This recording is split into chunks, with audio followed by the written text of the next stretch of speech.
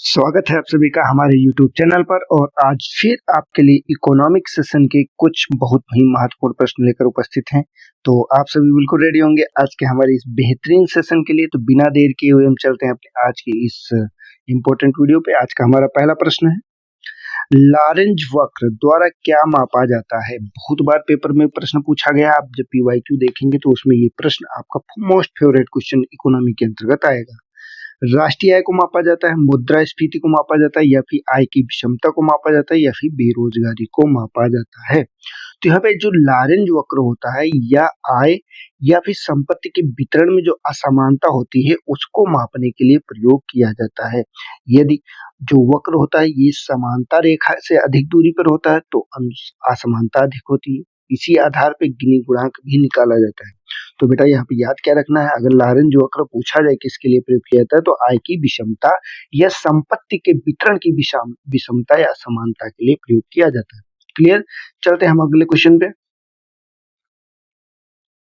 भारत में प्रति व्यक्ति वास्तविक आय में धीमी वृद्धि का मुख्य कारण क्या रहा है? निर्यात में कमी, जनसंख्या में तेज वृद्धि, या फिर मूल्यों में वृद्धि, केवल कृषि पर निर्भरता, या फिर सेवा क्षेत्र का विकास।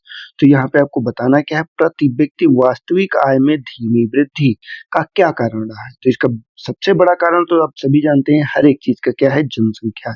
अगर जनसंख्या बहुत तेजी से बढ़ रही है, उसके हिसाब से संसाधन एवं उद्योगों का विकास नहीं हो रहा, तो कहीं ना कहीं ये असमानता दर्ज होती ही है।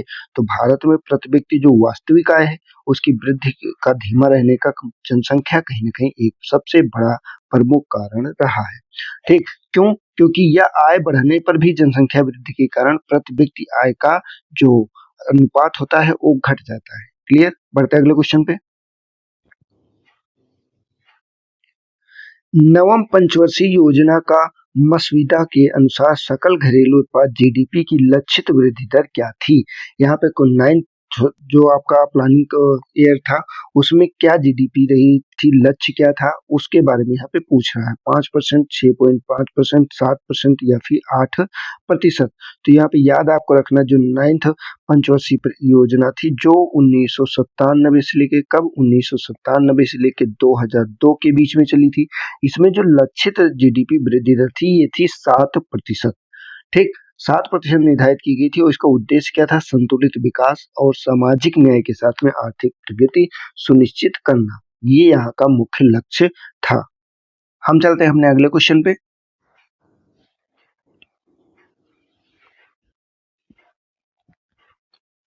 भारत में राष्ट्रीय आय का अनुमान किस संस्था द्वारा लगाया जाता है?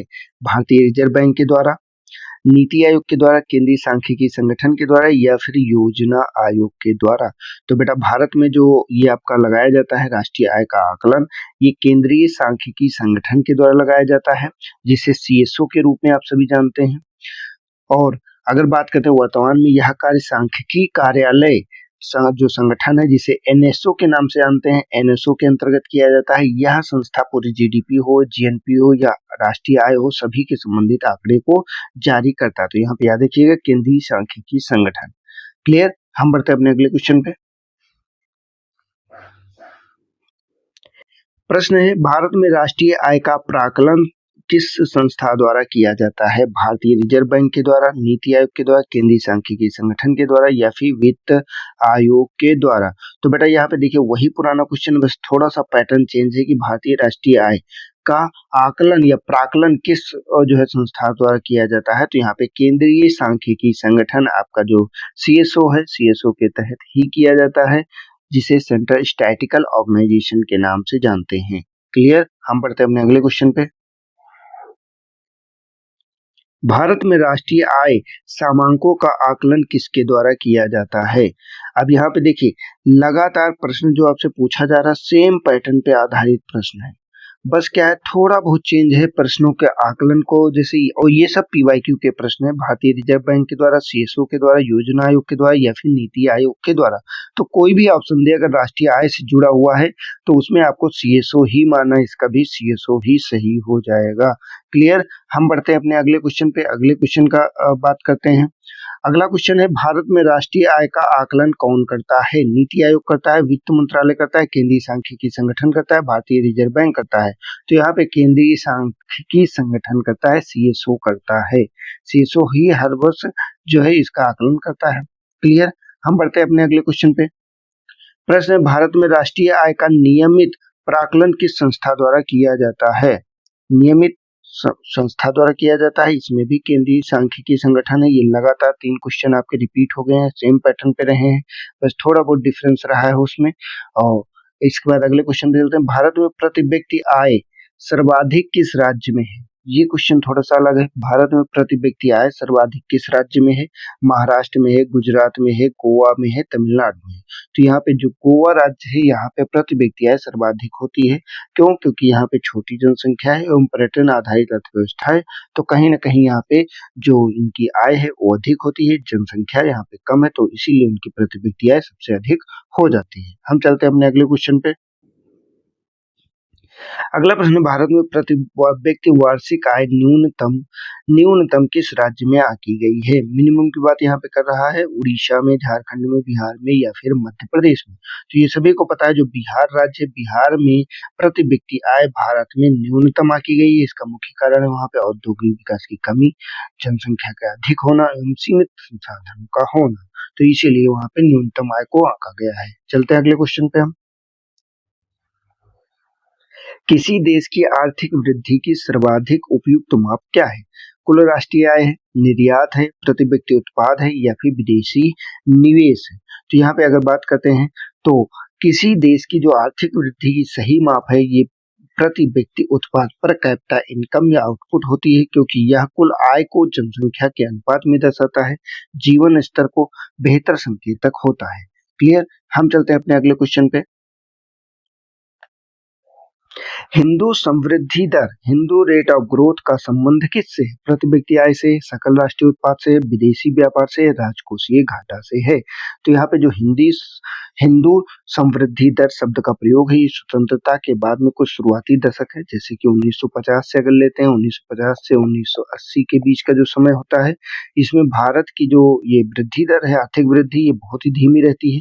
धीमी का अर्थ क्या है? ये लगभग 3 से 3.5% रहती है, जिसका नाम ही यही दिया गया। अब अगर ये जो शब्द है, इस शब्द की बात करते हैं, तो जो प्रोफेसर राजकिशन द्वारा है, उसके द्वारा इन्हें लोकप्रिय बनाया गया कि ये हिंदू जो है क्या है? समृद्धि दर है। तो इसका सही आंसर क्या हो जाएगा? बी, सकल राष्ट्रीय उत्पाद के संबंध में इसका प्रयोग किया गया। क्लियर हो गया। चलते हैं अगले क्वेश्चन पे हम। वर्तमान में 2025 में भारत की राष्ट्रीय आय के अनुमान हेतु आधार वर्ष क्या है? 2004-5 है, 2010-11 है, 2011-12 है, 2015-16 है? तो इसमें क्या है? अगर बात करते हैं आधार वर्ष, ये आधार वर्ष होता क्या है? तो आधार वर्ष वह वर्ष होता है जिस वर्ष की जो कीमतें हैं उनका प्रयोग हम करते हैं राष्ट्रीय आय की गणना के लिए।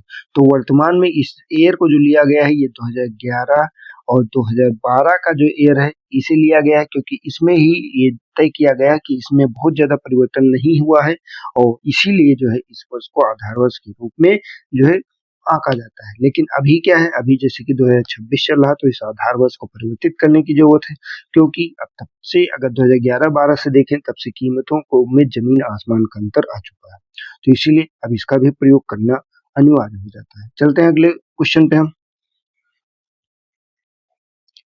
प्रश्न है, 1990 के दशक में सकल राष्ट्रीय उत्पाद की अधिकतम वृद्धि दर किस वर्ष दर्ज की गई?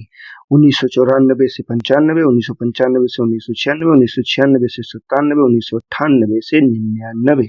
तो इसमें बेटा जो याद आपको रखना है, ये 1996 से 97 के बीच का जो दशक होता है, इसे आर्थिक उदारीकरण का दशक कहते हैं। क्यों? क्योंकि ये 1990 में जो है एलपीजी की नीतियों को जैसे अपनाया गया, इसके बाद ही जो है यहाँ पे आपको उदारीकरण होता है, मतलब पूरे विश्व के लिए हमारे देश को खोल दिया जाता है कि कोई भी किसी भी तरह का इन्वेस्टमेंट कर सकता है। तो वहीं से आपका ये माना जाता है कि ये अधिकतम वृद्धि दर दर्ज की गई। कब दर्ज की गई? तो 1996-97 के बीच में। क्लियर। तो इसे भी आपको याद रखना है। हम चलते अपने अगले क्वेश्चन पे। वर्तमान में भारत की राष्ट्रीय आय में कृषि क्षेत्र योगदान लगभग कितना है?